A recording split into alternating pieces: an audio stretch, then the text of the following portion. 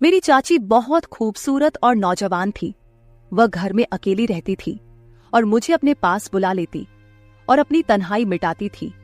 मैं भी खुश होकर चाची के पास चला जाता और उसके साथ कुछ हसीन लम्हे बिताता। एक दिन चाची ने मुझे अपने घर बुलाया। मैं भी खुश होकर चाची के घर चला गया।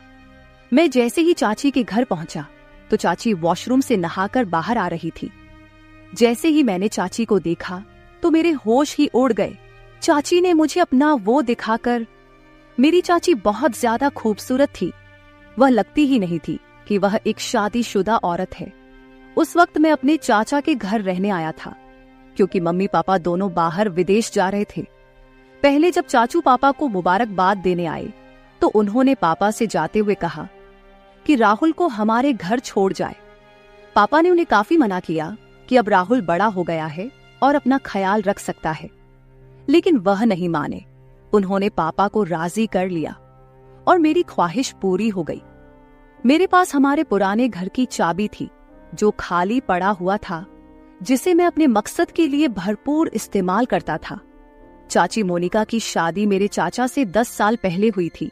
मैं उस वक्त 10 साल का था, मगर उस वक्त चाची को देखकर मुझे बहुत अच्छा लगता था क्योंकि वह न सिर्फ खूबसूरत थी बल्कि धीमे लहजे वाली और भरपूर जिस्म की मालिक थी। चाचा और चाची की जोड़ी मिसाइल समझी जाती थी, पर अभी तक वह दोनों औलाद से दूर थे। वह दोनों ने अपनी किस्मत समझकर सब्र कर लिया था। चाची और चाचू में बहुत ज्यादा प्यार था और मेरा अंदाजा था कि चाचा चाची की हर ख्वाहिश पूरी करते होंगे। शादी के बाद चाची का बदन बहुत दिलकश हो गया था। खूबसूरत तो वह पहले ही थी, मगर अब शरीर का हर हिस्सा अपनी तरफ झुकता हुआ महसूस होता था। उस वक्त जब चाची घर की सफाई कर रही थी और मैं टीवी देख रहा था, तब चाची ने मुझसे पूछा, राहुल बेटा, आज कॉलेज नहीं जाना क्या? तो मैंने दिल ही दिल में चाची को बेटा बुलाने पर बुरा मानते हुए कहा, नहीं चाची, सेमेस्टर खत्म हो गया है ना, इसलिए 1.5 महीने की छुट्टियां हैं। चाची ने सर हिलाया और झुककर मेज पर कपड़ा मारने लगी, पर चाची का वो सब देखकर समझ नहीं आ रहा था कि क्या करूं और क्या ना करूं। मुझे चाची के घर आए हुए 2 दिन गुजर चुके थे। रात को खाने की मेज पर चाचू ने चाची से कहा कि मुझे 20 दिन के लिए लाहौर जाना है। अगर मुझे ज्यादा दिनों के लिए बाहर जाना होता तो वह चाची को भी साथ ले जाते, मगर इस दफा मैं चाची के घर पर था तो उन्होंने अकेले जाना ही मुनासिब समझा। मैंने चाची का रूटीन और उनकी आदतों का अच्छी तरह से अभ्यास किया था। मैंने देखा कि वह चाय का इस्तेमाल ज्यादा करती है और वह चाय में दूध बहुत डालती है और मुझे डब्बे का दूध पीने की आदत थी। अगले दिन हम दोस्त आपस में मिलकर एक दूसरे के साथ मजाक कर रहे थे और मैं जो कुछ बकवास कर रहा था वह बहुत गलत था। मेरी बातें सुनकर चाची बहुत हैरान हो गई। फिर उन्होंने मुझे अपनी आवाज देकर अपनी मौजूदगी का एहसास दिलाने की कोशिश की, लेकिन म्यूजिक की वजह से मुझे कुछ सुनाई नहीं दे रहा था। मेरी बकवास बातें काफी देर तक सुनती रही और फिर उठकर अपने कमरे में चली गई। थोड़ी देर बाद मैं चाची के पास गया और कहा, मुझे चाय पीनी है चाची। चाची ने मुस्कुराकर कहा, क्यों नहीं मेरे बच्चे, बस 2 मिनट में फ्रेश होकर आती हूँ, फिर बना देती हूँ। वह उठकर बाथरूम की तरफ चली गई। मैं गैलरी में आकर बैठ गया और सामने लॉन और फूलों को देखने लगा। एक फूल मुझे पसंद आ गया। मैंने उसे करीब जाकर देखा और फिर उसे तोड़ लिया। चाची मुझे आवाज दे रही थी। मैंने जवाब दिया, मैं बाहर हूं। तो वह हाथ में ट्रे लेकर बाहर आई जिसमें 2 कप चाय थी। उन्होंने 1 कप मुझे पकड़ाया और दूसरा खुद उठकर मेज पर रख दिया। मैंने वह फूल जो हाथ में पड़ा हुआ था चाची की तरफ बढ़ा दिया। चाची ने मुस्कुराकर फूल मेरे हाथ से ले लिया और कहा, शुक्रिया मेरे बच्चे। मेरे सारे अरमानों पर पानी पड़ गया था। मैंने चाची की तरफ देखा और कहा, चाची बोर नहीं होती आप सारा दिन घर में रह रहकर? मैं तो बोर हो गया हूँ, हम कहीं बाहर घूमने चलते हैं। चाची ने कहा, नहीं समीर, मैं तो तुम्हारे चाचा के साथ हर जगह जाती हूँ, लेकिन मैं उनके बगैर कहीं नहीं जाती। मैं खामोश होकर चाय पीने लगा। रात के खाने के बाद मैंने एक मूवी लगाई और बैठकर देखने लगा। चाची भी मेरे पास आकर बैठ गई और मूवी देखने लगी। चाची ने जब देखा कि यह वही बकवास हो रही है जो मैं दोपहर को गेम खेलते वक्त कर रहा था, तो उन्होंने कहा, अच्छा, तो ये सारी बकवास बातें तुमने यहाँ से सीखी है। वह बोली, बेटा ये तो बहुत गलत बात है, तुम बहुत ही गलत भाषा इस्तेमाल करते हो। शर्म से मेरे पसीने छूट गए। चाची ने फिर से कहा कि मैं तुम्हारे पापा से बात करूंगी कि तुम पर नजर रखें, तुम हाथ से निकलते जा रहे हो। मैंने नजर उठाकर देखा और चाची से कहा, गलती हो गई चाची, मुझे माफ कर दे। पर क्या करूं, सभी लड़के इसी तरह की मूवी देखते हैं, मुझे भी उन्हें जवाब देना होता है, तो इस तरह की बातें मुंह से निकलती हैं।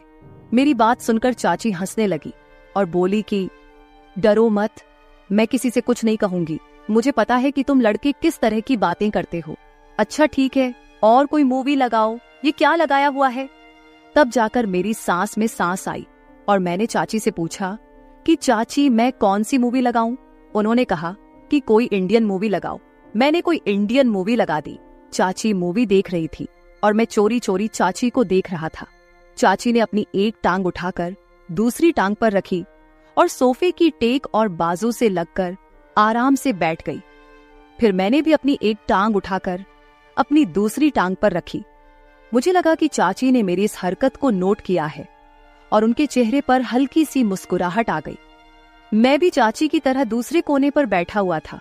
फिर चाची ने मुस्कुराते हुए अपनी पोजीशन सही की और मैंने भी उनको देखा और सही होकर बैठने में ही बेहतर समझा। चाची हंसने लगी और बोली, राहुल तुम मेरी नकल उतार रहे हो।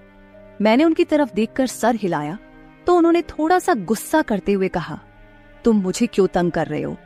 मैंने मुस्कुराकर कहा, आपको तंग करना मुझे अच्छा लगता है। वो बोली, क्यों? मैंने फौरन कहा, कितने दिन हो गए हैं ना, किसी की डांट खाई है, ना किसी से जूते, ऊपर से आप बहुत ही बोर है।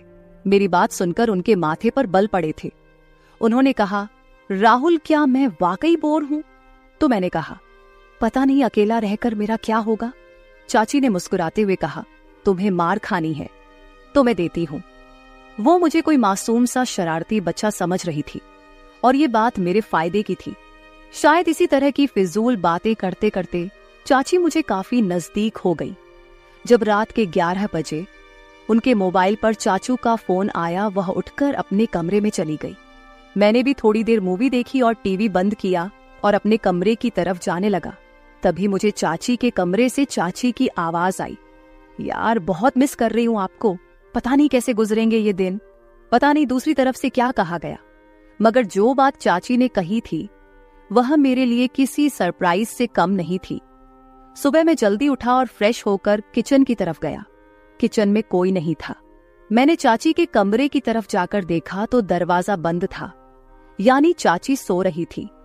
मैंने किचन में जाकर अपने लिए चाय बनाई और फिर कुछ स्लाइस गर्म करके मेज पर बैठकर नाश्ता करने लगा। मैं नाश्ता कर रहा था, तभी चाची के कमरे का दरवाजा खुला। वह बाहर निकली। मुझे देखकर थोड़ा सा शर्मिंदा होते हुए कहा, रात को नींद नहीं आई, बहुत लेट सोई थी, इसलिए सुबह जल्दी नहीं उठ सकी। मैंने मुस्कुराकर कहा, कोई बात नहीं, आपको नाश्ता करना है, चलो आज आपका नाश्ता मैं बना देता हूं। वो बोली, तुम और नाश्ता, क्या बात है? मैंने कहा, आप फ्रेश होकर आए, मैं नाश्ता बना देता हूं, फिर बात करेंगे। चाची ने सर हिलाया और मुस्कुराती दोबारा अपने कमरे में चली गई। तो मैंने कहा, चाची आपको नाश्ते में क्या पसंद है? चाची ने कहा, तुम जो भी बनाओगे मैं खुशी से खाऊंगी। मैंने दोबारा सर झुकाया और कहा, जैसे आपकी मर्जी, और मुड़कर किचन की तरफ गया। नाश्ता बनाकर किचन से आया और चाची को आवाज लगाई। चाची हॉल में आई और कुर्सी पर बैठ गई। मैंने कहा, चाची आपका नाश्ता तैयार है, और ट्रे उनके सामने रख दिया। चाची मेरी तरफ देखकर मुस्कुरा रही थी। चाची ने मेरे सर पर हाथ फेरा और मेरे बालों को खराब कर दिया। मैंने चाची का हाथ पकड़ लिया जो मेरे सर पर था और कहा, चाची आपने मेरे बालों का स्टाइल खराब कर दिया। चाची ने प्यार से मेरे गाल पर एक हल्का सा थप्पड़ लगाया और कहा, कुछ खराब नहीं हुआ, आराम से बैठो और नाश्ता करो। चाची ने नाश्ता किया और कहा कि राहुल तुम्हारा बहुत शुक्रिया, चलो हम दोनों पक्की दोस्ती करते हैं। आज बहुत दिनों के बाद मैं इस तरह हंसी हूं और इतना अच्छा नाश्ता किया है। मैंने मुंह बनाकर कहा, तो क्या हुआ चाची, क्या मैं आपका दोस्त नहीं हूं? चाची ने मेरे गाल पर चुटकी काटी और कहा, दोस्त हो पर कच्चे वाले, आज पक्की वाली दोस्ती करते हैं। मैंने अपने गाल मलकर कहा, यार आप आंटियों की तो ये बहुत गंदी आदत होती है, गाल ही लाल कर देती है। चाची मुस्कुराने लगी और दोनों हाथों को मेरे कानों की तरफ बढ़ाया तो मैं भागने लगा। चाची हंसते हुए मेरे पीछे भागने लगी और कहा, रुक, तुम्हें मार लगाती हूं। मैं रुक गया और अपनी कमर पर हाथ रखकर सांस लेते हुए चाची के पास गया। चाची ने एकदम मेरे दोनों कानों पर चुटकी काट ली और हंसने लगी। मैंने रोने वाली शक्ल बनाते हुए कहा, आपसे तो कोई प्यार की उम्मीद ही नहीं है, आप बहुत बेरहम हो। चाची ने हंसते हुए मुझे देखा और जहां मुझे चुटकी काटी थी और वहां प्यार करने लगी और कहा, सॉरी यार। चाची मुझसे अलग हुई और कहा, अच्छा मैं चेंज करके आती हूँ, फिर मार्केट से कुछ सामान लेकर आना है, वह ले आते हैं। मैंने कहा, ठीक है, मैं भी चेंज कर लेता हूँ, शायद कोई लड़की मेरे जाल में फंस जाए और मेरे भी मजे हो जाए। चाची ने मुस्कुराते हुए एक थप्पड़ मेरी कमर पर लगाया और कहा, राहुल थोड़ी सी तो शर्म करो। मैंने हैरानी से कहा, किस चीज से? चाची ने कहा, अपनी इस तूफानी हरकतों से। मैंने कहा, यार जिंदगी में थोड़ा सा मजा भी होना चाहिए, वरना तो सारी उम्र आप मुझे किसी काम का नहीं छोड़ेगी। चाची को पहले तो मेरी बात समझ नहीं आई, मगर जब उनको समझ आया तो उन्होंने अपने पांव से जुती उतारी और कहने लगी, थोड़ी सी तो शर्म करो राहुल। मैं हंसकर अपने कमरे में चला गया। थोड़ी देर बाद मैं कमरे से बाहर आया और सोफे पर बैठकर टीवी देखने लगा। थोड़ी देर में चाची भी बाहर आ गई। जब वह बाहर निकली तो मेरी सांस ऊपर के ऊपर और नीचे की नीचे रह गई। सफेद कलर की कमीज पर नीचे जीन्स में चाची को देखते हुए कहा, मैडम जी का क्या इरादा है?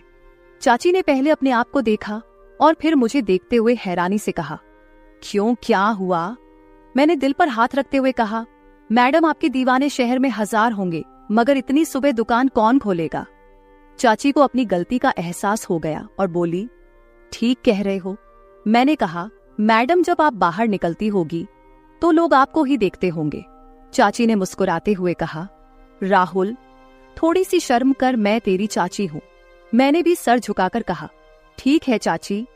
तो वह हंसने लगी और मेरे पास बैठते हुए कहा, बाज नहीं आओगे फ्लर्ट करने से।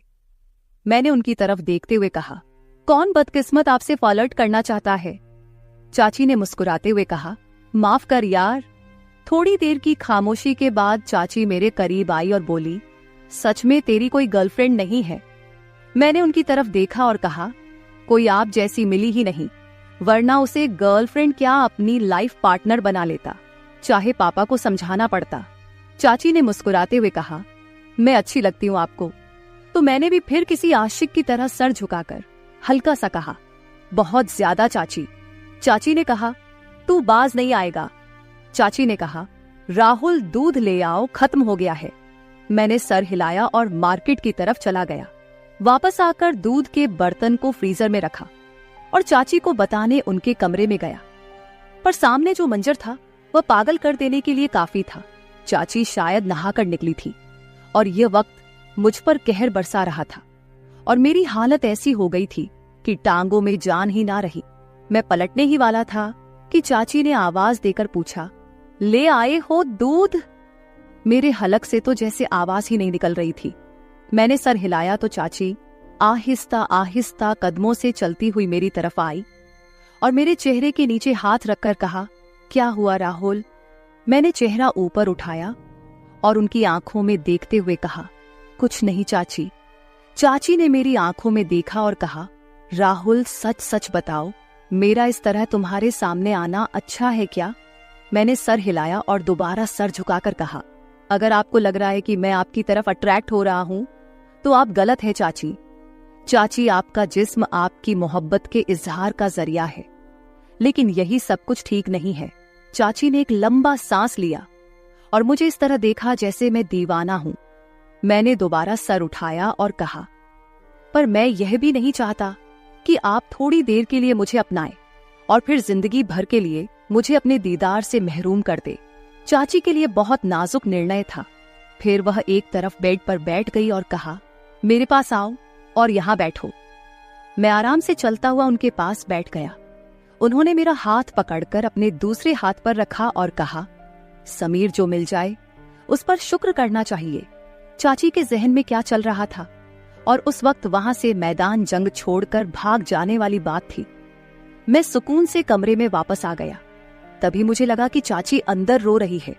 उनकी सिसकने की आवाज बाहर तक आ रही थी। मैं दरवाजे के पास गया और कहा कि आप ठीक है? अंदर से कोई जवाब नहीं आया, बस सिसकने की आवाज बंद हो गई। मैंने फिर पूछा, चाची क्या बात है, आप क्यों रो रही है? अंदर से आवाज आई, राहुल मैं थोड़ी देर के लिए अकेली रहना चाहती हूँ, प्लीज अपने रूम में चले जाओ। मैंने कहा, ठीक है, आप ठीक तो है ना? चाची ने कहा, मैं ठीक हूं। मुझे कुछ समझ नहीं आ रहा था कि आगे क्या करना चाहिए। मैं जल्दी से वापस आ गया। फिर कुछ देर बाद चाची भी फ्रेश होकर बाहर आई और मुझसे माफी मांगने लगी। उस दिन के बाद से मैंने चाची का बहुत ज्यादा ख्याल रखना शुरू कर दिया, क्योंकि वह बहुत ज्यादा तन्हाई का शिकार हो गई थी और मुझसे प्यार करने लगी थी। मैंने फोन करके चाचू को वापस बुला लिया। चाची जवान और खूबसूरत औरत थी, इसलिए वह अपनी तन्हाई को मिटाने के लिए बहुत ज्यादा तरस गई थी। लेकिन यह शुक्र है कि हम दोनों में इस तरह का कुछ भी नहीं हुआ। कुछ दिन मैंने और चाची के घर गुजारे और फिर मेरे मम्मी पापा घर वापस आ गए और मैं अपने घर वापस चला गया।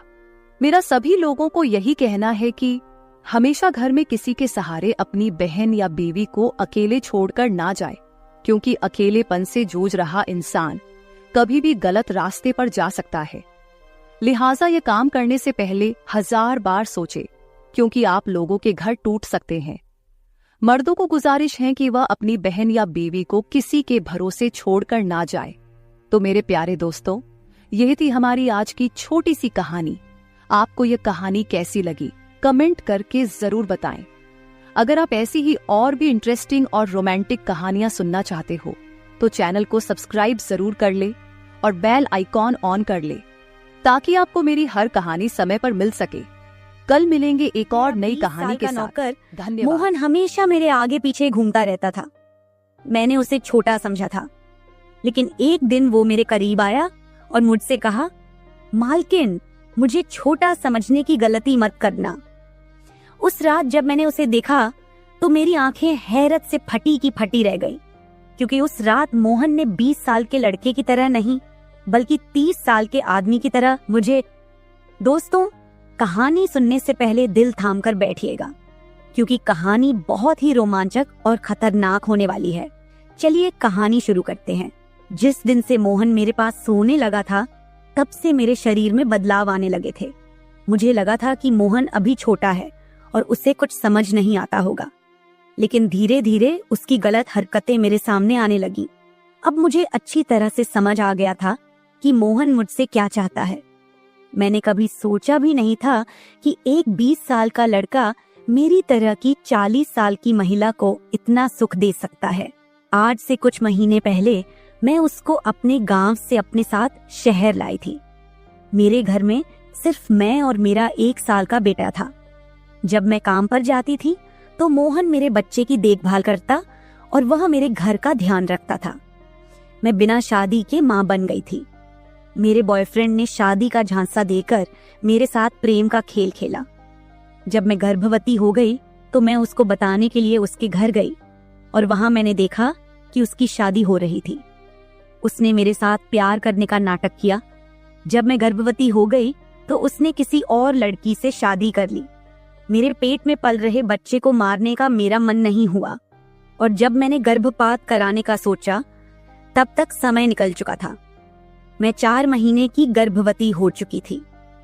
जब मेरे मम्मी पापा को इस बात का पता चला तो उन्होंने मुझे घर से बाहर निकाल दिया और मैं शहर आकर बिल्कुल अकेली रहने लगी।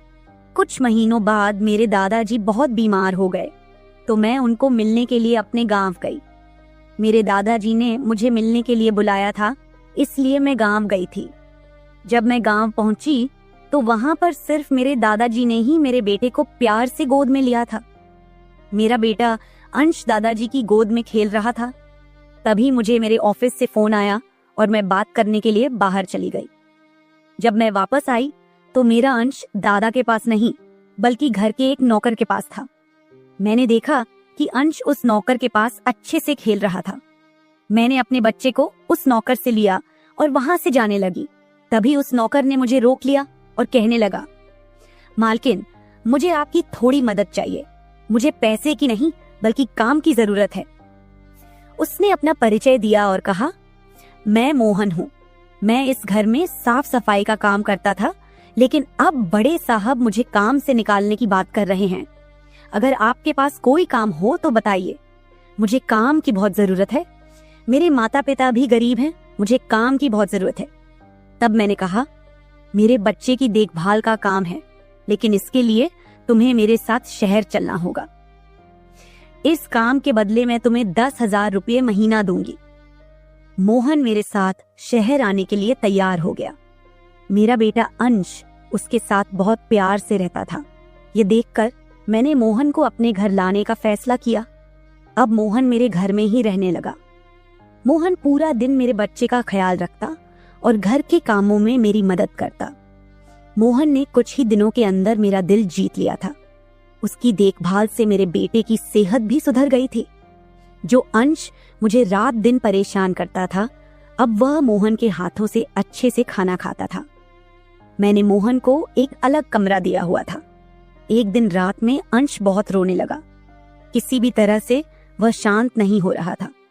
बच्चे के रोने की आवाज सुनकर मोहन मेरे कमरे में आया और उसने अंश को मुझसे ले लिया। मोहन के पास जाते ही अंश शांत हो गया था। रात बहुत हो चुकी थी।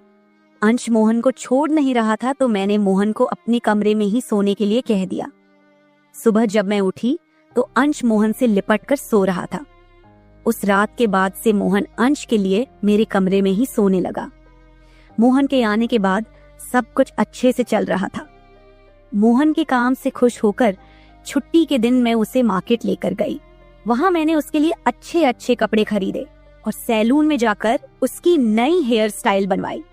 मोहन देखने में अच्छा था, लेकिन वह एकदम साधारण तरीके से रहता था। उस दिन मैंने उसका पूरा लुक ही बदल दिया था। उसे नए अंदाज में देखकर मैं भी उस पर विश्वास नहीं कर पा रही थी। कल तक जो एक साधारण सा नौकर था, वह इतना हैंडसम और स्मार्ट दिख सकता है, इसकी मैंने कल्पना भी नहीं की थी। मॉल से हम घर आए तो अंश आते ही सो गया था। मैंने उसे कमरे में बिस्तर पर सुला दिया और पानी पीने के लिए बाहर जाने लगी। तभी मोहन मेरे लिए पानी लेकर आया। जब मैं पानी पी रही थी तो मोहन मुझे अजीब सी नजरों से देख रहा था। आज मुझे मोहन के इरादे कुछ ठीक नहीं लग रहे थे। जब मैंने पानी पीकर गिलास रखा तो उसने मुझे गले लगा लिया। कई सालों बाद किसी पुरुष ने मुझे गले लगाया था। मैंने उसे खुद से दूर किया। तब मोहन ने कहा, मालकिन, आपकी वजह से आज पहली बार मैंने खुद से प्यार करना सीखा है। जिंदगी बहुत खूबसूरत है, बस इसे जीना आना चाहिए। आज आपने मेरा कायाकल्प करवाकर मुझ पर बहुत बड़ा उपकार किया है। मैं सच में बहुत अच्छा दिख रहा हूँ।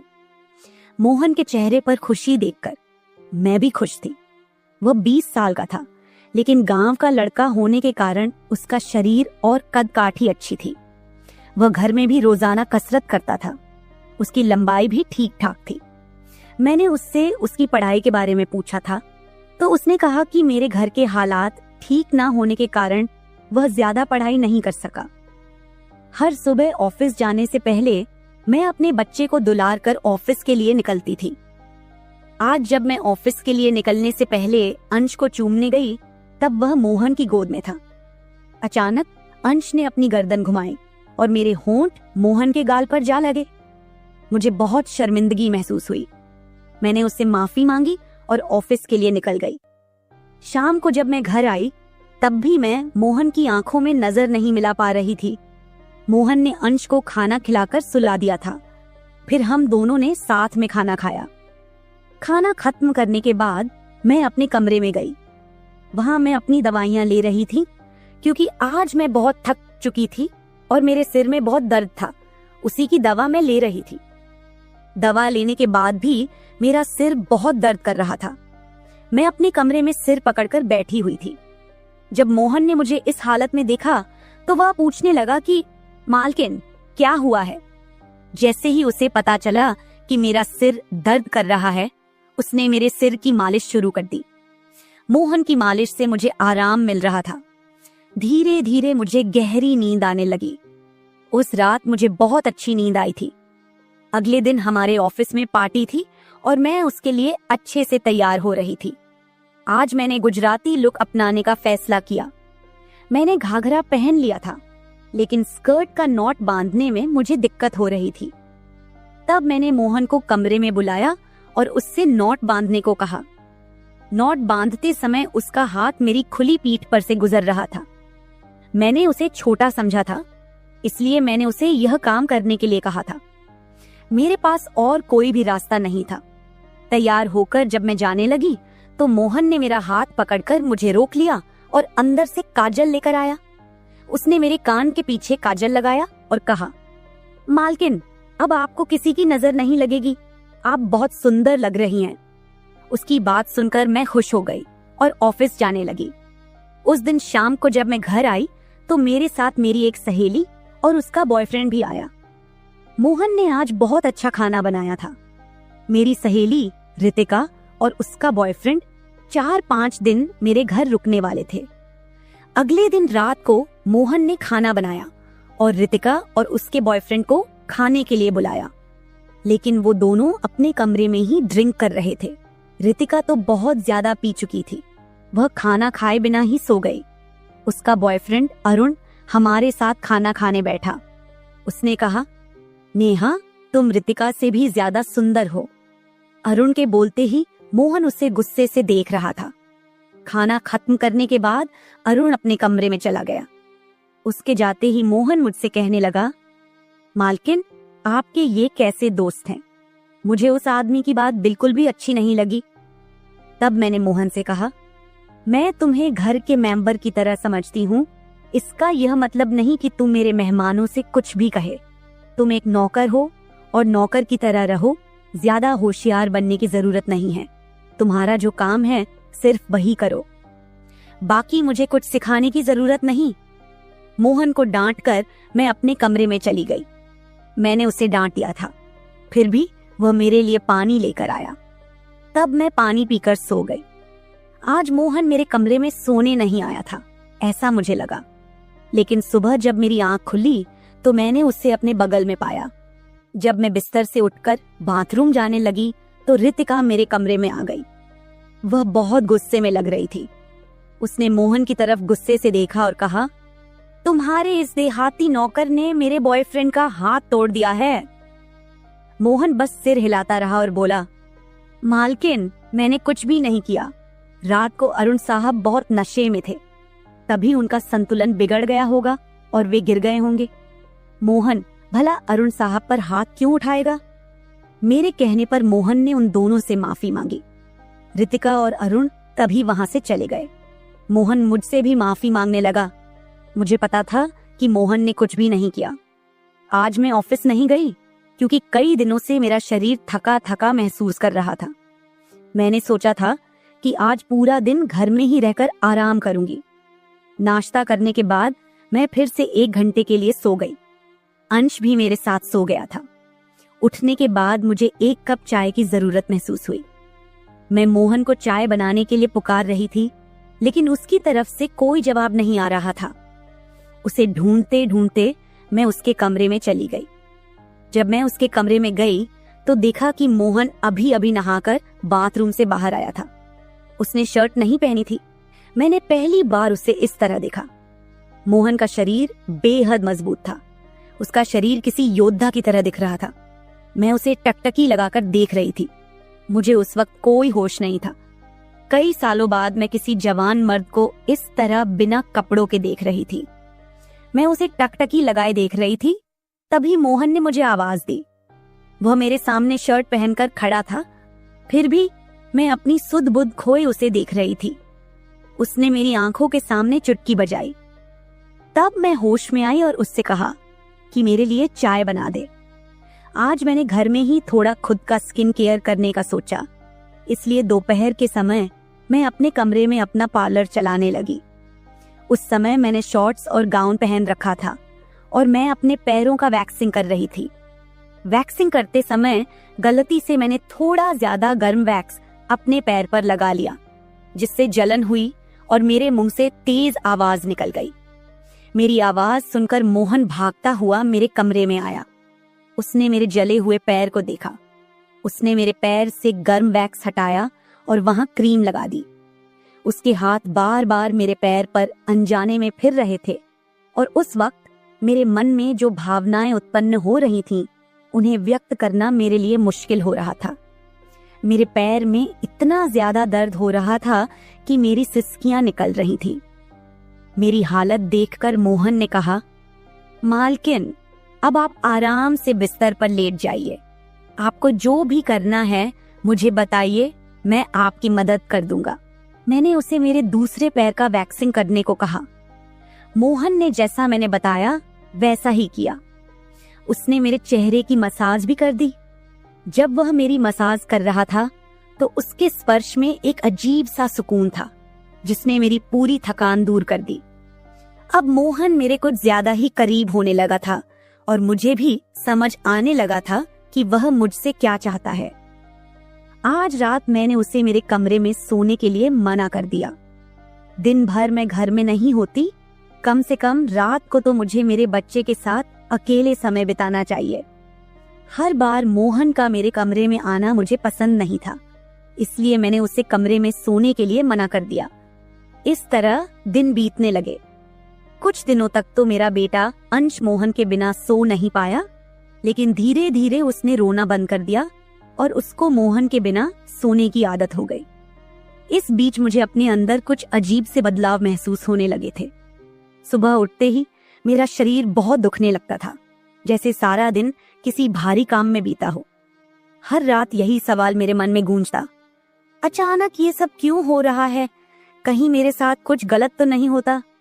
कुछ दिनों में मेरी शारीरिक पीड़ा इतनी बढ़ गई कि मुझे बिस्तर से उठने की भी इच्छा नहीं होती थी। आखिरकार मैंने ऑफिस से 1 हफ्ते की छुट्टी ले ली, ये सोचते हुए कि शायद आराम करने से थोड़ा ठीक हो जाऊं। अब सारा दिन अंश मोहन के साथ ही रहता था। जब उसे भूख लगती तो वह बीच बीच में मेरे पास आ जाता। आज मैं अपने कमरे में अपनी कमर पकड़े बैठी थी। कमर में बहुत ज्यादा दर्द हो रहा था। मन में कई ख्याल चल रहे थे। क्या ये दर्द कोई संकेत है?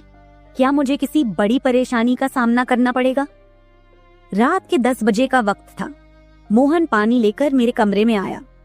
मेरी कमर पर हाथ देखकर उसने समझ लिया कि मुझे बहुत तकलीफ हो रही है। मोहन ने कहा, मैडम, अगर आपको कोई आपत्ति न हो तो मैं आपकी कमर की मालिश कर देता हूँ। मेरी कमर इतनी दुख रही थी कि मैंने उसकी मालिश के लिए हाँ कर दी, लेकिन उससे पहले मैंने अपने कमरे की लाइट बंद कर दी। छोटे 0 बल्ब की रोशनी में मेरी कमर उसे नहीं दिखेगी, इसलिए मैंने कमरे की बड़ी लाइट बंद करके 0 बल्ब जला दिया। मोहन ने धीरे धीरे मेरी कमर पर मालिश शुरू दी। उसकी उंगलियों का स्पर्श ऐसा था जैसे दर्द को धीरे धीरे चुरा ले जा रहा हो। मैं कुछ पल के लिए पूरी तरह सुकून में खो गई। ऐसा लग रहा था कि मेरी सारी पीड़ा बस छू मंतर हो गई हो। मालिश करते करते मोहन ने अचानक पूछा, मैडम, क्या आपको कभी अंश के पिता की याद नहीं आती? उसका सवाल सुनकर मैं कुछ पल के लिए चुप हो गई। फिर उसने धीरे से कहा, आप इतनी खूबसूरत और जवान हैं, फिर भी आपने अकेले रहने का फैसला क्यों किया? उसकी बातों ने जैसे मेरे दिल को छू लिया। मैंने उससे कहा कि शायद तुम्हारे सवाल का उत्तर मेरे पास नहीं है। उस सवाल पर वहीं विराम लग गया। उसने मेरी बात सुनकर कुछ नहीं कहा, लेकिन उसने मालिश जारी रखी। आज मुझे मोहन के इरादे कुछ ठीक नहीं लग रहे थे। मैं सोचने लगी, क्या मोहन सिर्फ सवाल कर रहा था या उसके मन में कुछ और था? मुझे समझ नहीं आ रहा था कि ये सब सिर्फ एक सामान्य बातचीत थी या फिर किसी रिश्ते की शुरुआत का संकेत। उस रात मोहन की मालिश से मुझे अच्छी नींद आ गई थी। 2 दिन बाद वह तारीख आने वाली थी जब मैंने पहली बार अपने प्रेमी से मुलाकात की थी। उस दिन का इंतजार मेरे दिल में एक तूफान ला रहा था। आखिरकार वह दिन आ ही गया। सुबह से ही मैंने खुद को किसी न किसी काम में व्यस्त रखने की कोशिश की, लेकिन जैसे जैसे रात गहरी हो रही थी, मुझे उसके साथ बिताए पल बार बार याद आ रहे थे। आज मुझे बहुत ही अकेलापन महसूस हो रहा था। आज वह मेरे साथ नहीं था, लेकिन वह मेरे बच्चे का पिता था। अंश को देखकर मुझे रोज उसकी याद आती थी और आज मैं अपनी भावनाओं को छुपा नहीं पाई। मैं अपने कमरे में जोर जोर से रोने लगी। अंश मेरे पास में सो रहा था, इसका भी मुझे ध्यान नहीं रहा। मोहन पानी लेकर मेरे कमरे में आया। मुझे रोते हुए देखकर उसने मुझे पानी पिलाया। पानी पीते हुए मैं थोड़ा शांत हुई, लेकिन मेरी आंखों से बहते आंसू रुकने का नाम नहीं ले रहे थे। मेरे रोने की आवाज सुनकर अंश हल्का सा हिलने लगा। उसे जागता देख मोहन ने तुरंत कहा, आप मेरे कमरे में चलिए, अंश को आराम से सोने दीजिए। जैसे ही मैं मोहन के कमरे में पहुंची, मैं खुद को रोक नहीं पाई और उसे कसकर गले लगा लिया। ऐसा लग रहा था कि मैंने अपना होश खो दिया था। मेरा रोने का कारण सुनकर मोहन भी शांत हो गया था। वह लगातार मेरे आंसू पोंछ रहा था और मैं रोए जा रही थी। रोते रोते मैंने उसका कंधा पकड़ लिया। धीरे धीरे मैंने उसे और करीब खींच लिया। मैंने उससे कहा, मोहन, आज की रात मैं तुम्हारे कमरे में बिताना चाहती हूँ। तब मोहन ने कहा, मैडम, मैं अभी छोटा हूँ, मुझे कुछ भी नहीं आएगा।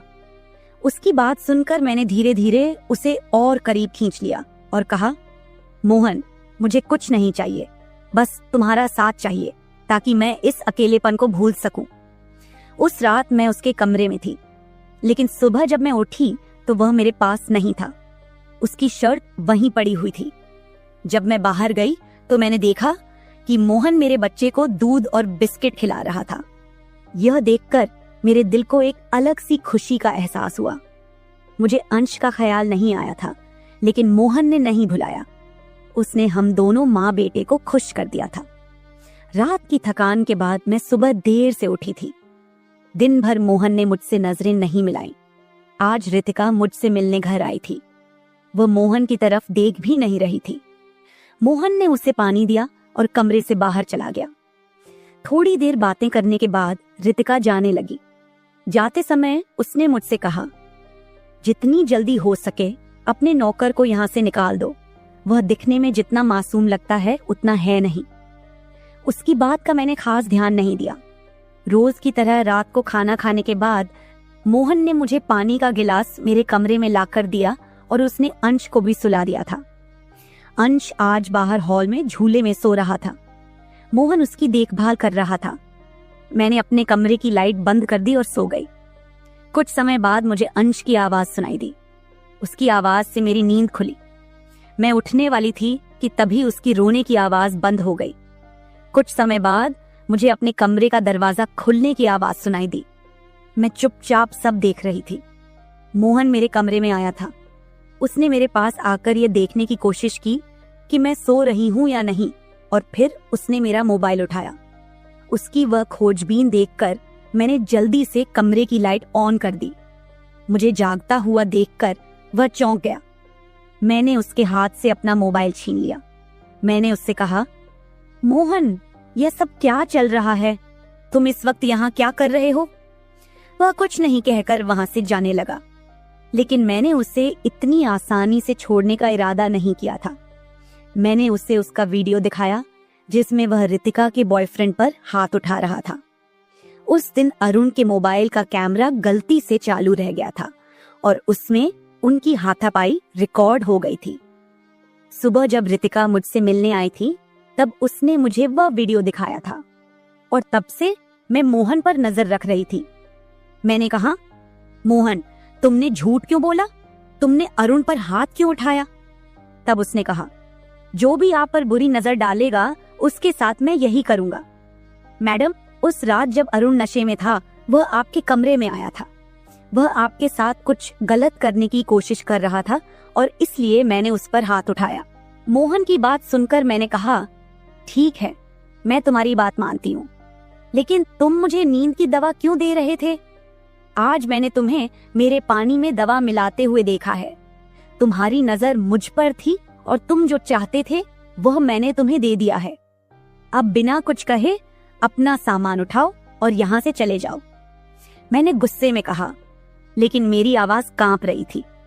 मेरी बात सुनकर उसने मेरी आंखों में देखा और जवाब दिया, आप जो सोच रही हैं वह गलत है।